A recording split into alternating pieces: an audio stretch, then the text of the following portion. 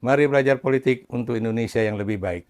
Please subscribe, like, comment, and share YouTube saya. Teman-teman, setelah Joko Widodo dilepas oleh PDIP untuk tidak mengatakan dipecat, kini tidak sedikit partai-partai politik yang menjadi pendukung KIMS Plus menawarkan diri untuk menerima Jokowi menjadi bagian dari partainya.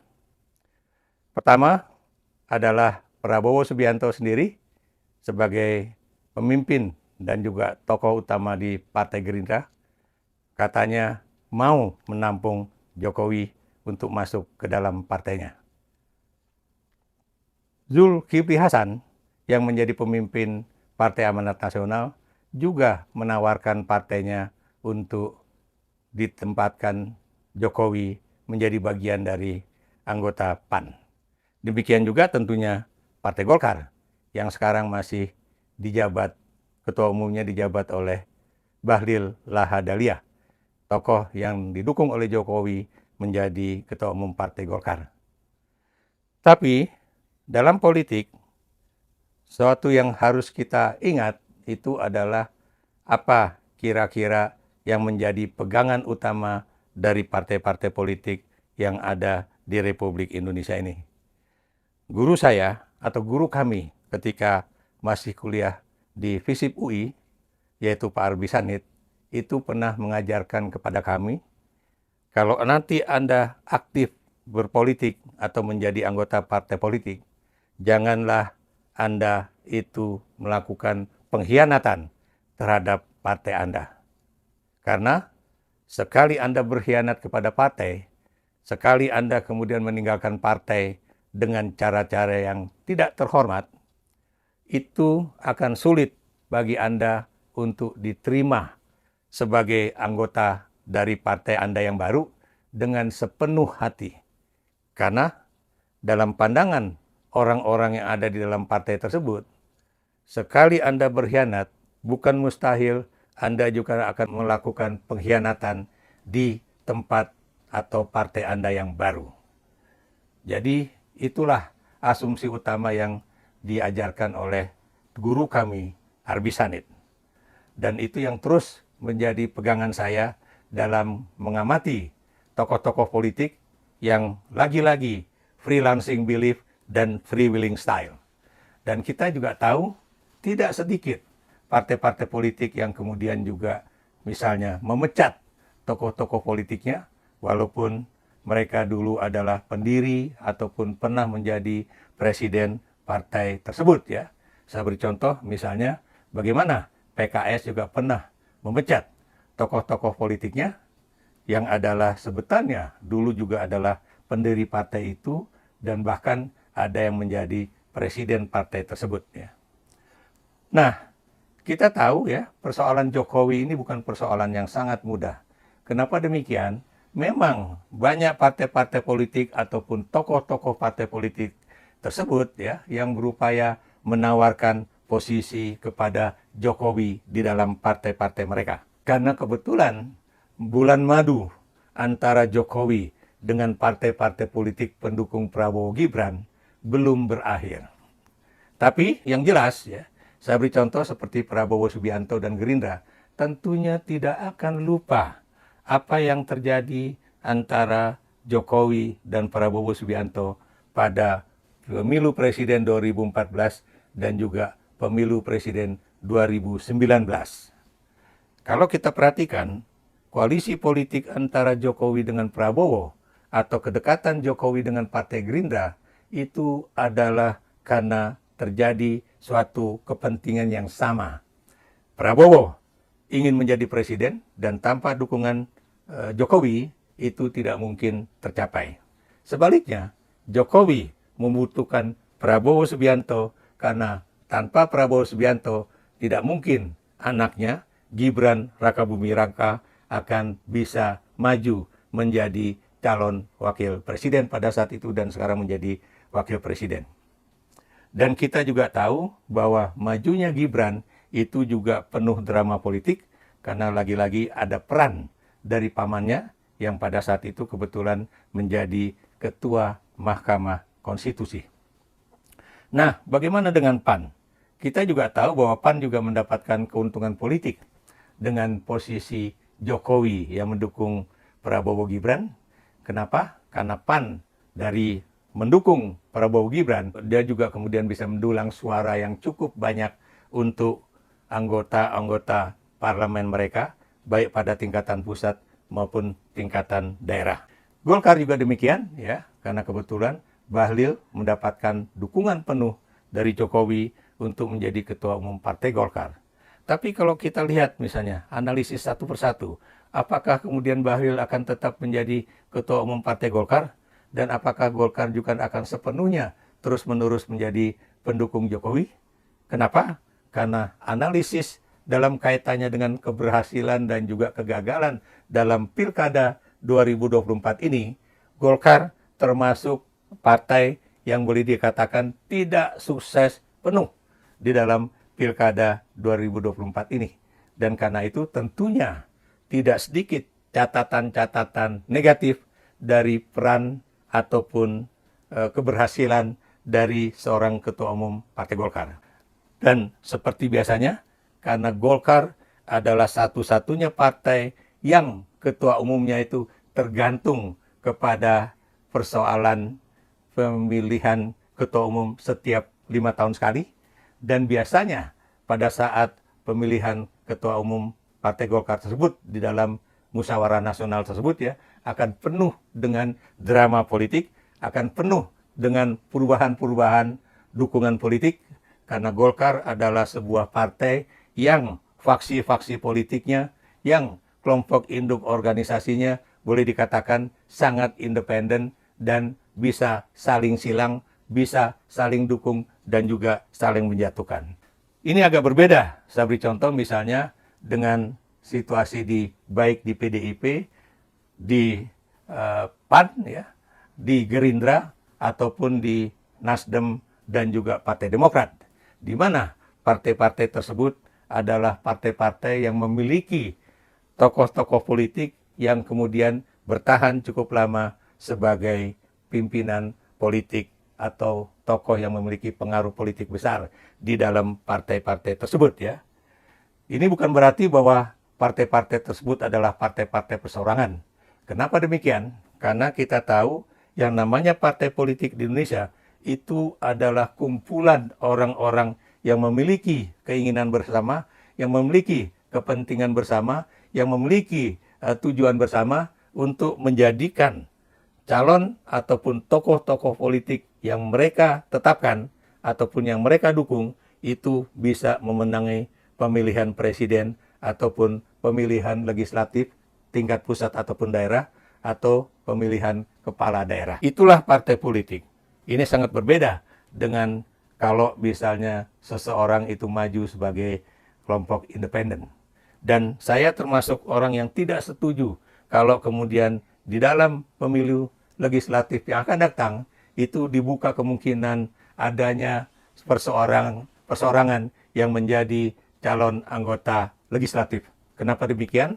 Sesuai dengan teori konflik dan konsensus, apabila dibuka kesempatan bagi perorangan untuk menjadi anggota parlemen, baik di tingkat pusat ataupun daerah, ini akan menyebabkan kekacauan politik yang sangat besar di dalam parlemen, ya, baik pusat maupun daerah, baik itu di dalam pengambilan keputusan atau dalam penentuan komisi-komisi. Kenapa? Karena kalau mereka masuk di dalam partai politik, itu pengambilan konsensusnya itu akan jauh lebih mudah dilakukan.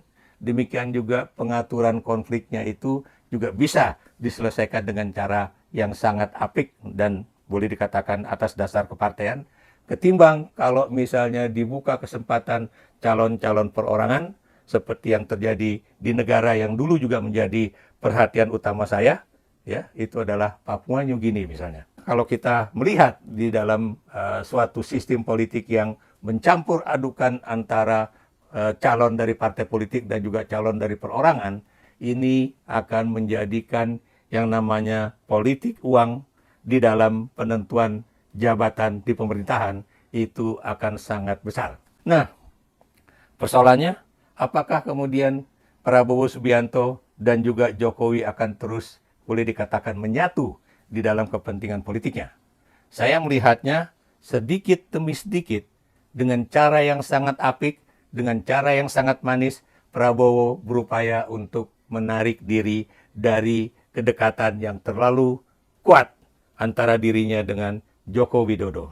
Saya beri contoh misalnya ya, bagaimana pergantian pejabat-pejabat tinggi, walaupun yang ini ditentukan oleh Panglima TNI, tapi biar bagaimanapun yang namanya pengaruh Prabowo Subianto itu juga menjadi bagian dari perhitungan-perhitungan politik yang diambil oleh baik itu Dewan Kepangkatan dan Jabatan Tinggi di kalangan TNI. Contohnya, mutasi 300 perwira tinggi TNI yang dilakukan oleh Panglima TNI atas dasar usulan dari Wanjakti atau Dewan Jabatan dan Kepangkatan Tinggi, tentunya juga harus memperhitungkan apa yang diinginkan oleh Presiden Prabowo Subianto. Kedua, Prabowo Subianto tentunya tidak ingin ikut di dalam kepentingan politik Jokowi yang berupaya untuk merekayasa hukum dan juga politik di Mahkamah Konstitusi agar kemenangan Pramono Anung dan Rano Karno di Pilkada Jakarta itu kalau bisa dianulir dan diubah dengan misalnya harus dengan 2 putaran.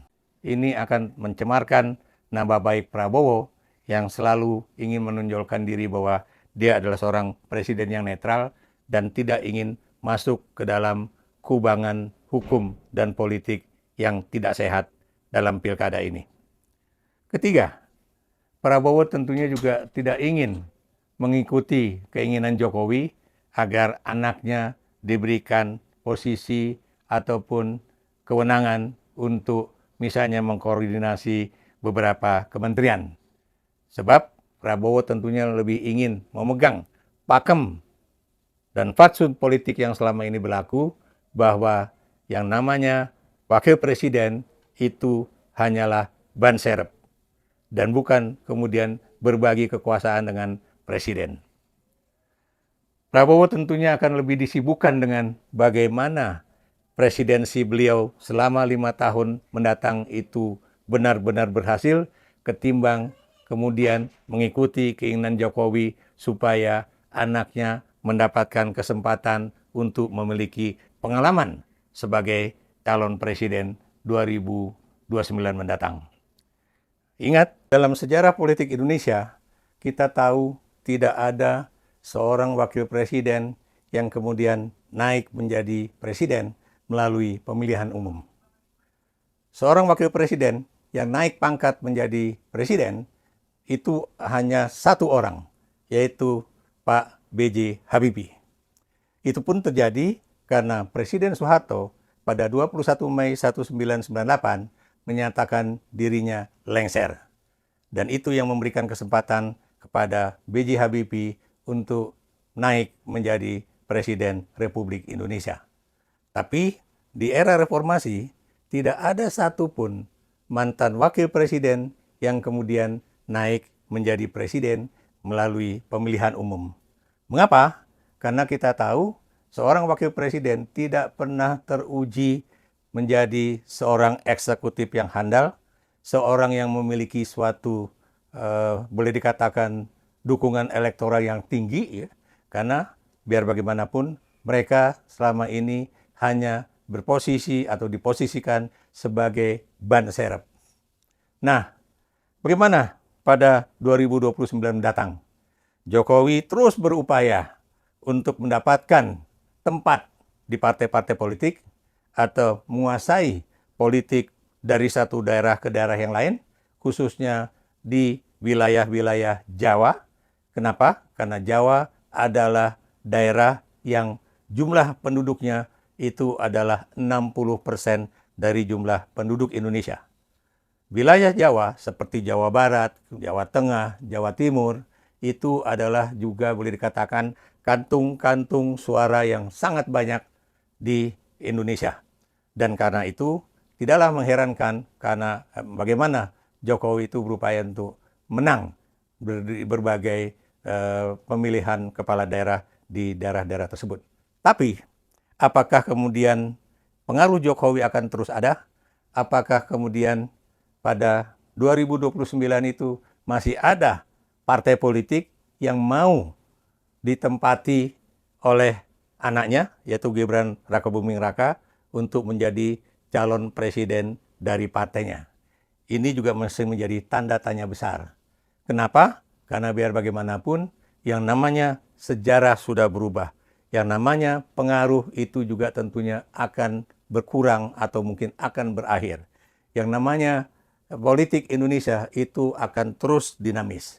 Dan kita juga tahu, ya, itu calon-calon presiden dari partai-partai lain tentunya juga akan maju, dan tidak sedikit yang juga adalah orang-orang hebat, orang-orang yang boleh dikatakan berpendidikan tinggi dan juga punya pengalaman politik yang tinggi, yang kalau misalnya kontestasikan dengan Gibran, bukan mustahil Gibran juga bisa akan kalah pada pemilu presiden 2029 mendatang. Jadi sekali lagi ingin saya katakan bahwa yang namanya partai politik itu kalau dikelola dengan baik, itu pasti partai itu akan survive.